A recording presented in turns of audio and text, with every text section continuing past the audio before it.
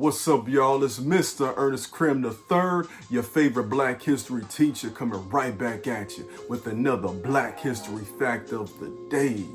Yo, one of my favorite shows of all time, I gotta be real with you, is the Dave Chappelle Show. Not only is he one of the funniest comedians of all time, but that show is just downright classic. Everything about it. And going along with that, one of my favorite episodes or skits was when he did the instrument race skit. You remember, right? It was with John Mayer, and he would play different instruments in different parts of town with different racial groups just to see how they would respond. Now, of course, with black folks, he played the drum, and I'll be real with you, back then it was just funny to me. But you gotta admit, because even now as an adult, I'm more in touch with my African spirituality, my African history and ancestry, and I realize that it's not just a drum for us. Like, yeah, we hear, we start bobbing our heads, we might get up a little bit and we hear it all in hip hop, but it's a lot deeper than that, y'all. It's more than just music, it's deeper than rap. See, for us, playing the drums is a direct communication from our ancestors. Matter of fact, one of the most famous drums, which is called the djembe drum, which originates in West Africa, literally translates to "we gather in peace," right?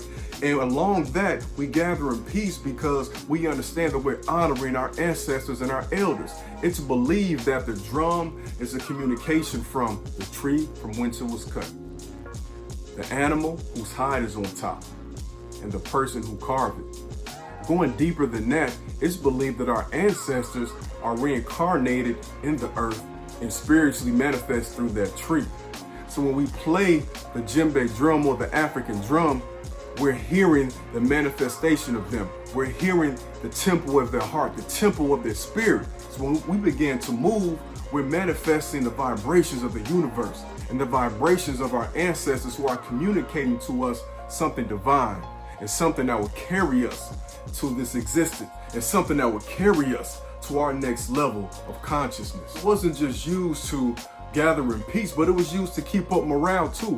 When we were placed on slave ships as Africans and placed through this process of enslavement, we would beat on the drums, literally the wood on the ships, to keep our morale up. When we were placed on plantations, we beat the drums too, of course, to keep our morale up.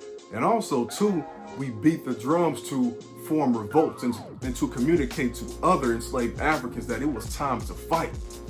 This became such a problem in colonial America that they made the drum illegal for Africans to play in certain parts of the South, because they knew that we were communicating, and they knew that it would conjure up a spirit of rebellion and a spirit of revolt and a spirit of insurrection and a spirit of independence and independent thought.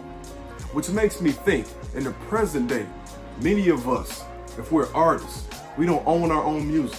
We don't own our own labels. Something as revolutionary as hip hop started off as being the voice of the community and the oppressed. People like Public Enemy would Fight the Power. People like KRS-One and Curtis Blow. These people were bought out. Not these people literally, but these rappers were bought out by larger labels who fed us this notion of only needing wealth to be happy to survive as African people. Again, it makes me wonder, what could we do if we take back our power and begin to communicate this spirit of rebellion and to communicate the spirit of our ancestors through this medium, through this music? Drums were made illegal for a reason, y'all, because the powers that be knew our power if we truly knew who we were and if we truly manifested and acted upon on who we were. But do you know who you are? It's been proven time and time again that when we know who we are and we accept it and celebrate it, not just as people who were enslaved who overcame that, but people who are great prior to that we become better, that we do better academically, professionally, emotionally, mentally. We have better success in all aspects of life. So what are you waiting for? Go find that drum and start beating on it and manifest those spirits of success and confidence and courage. When you go out there, make sure you beat to the rhythm of your own drum and consider everything I talked about, everything I taught about, everything I mentioned, and ponder this. What action will you take to make history today? And I'm out, y'all. Peace.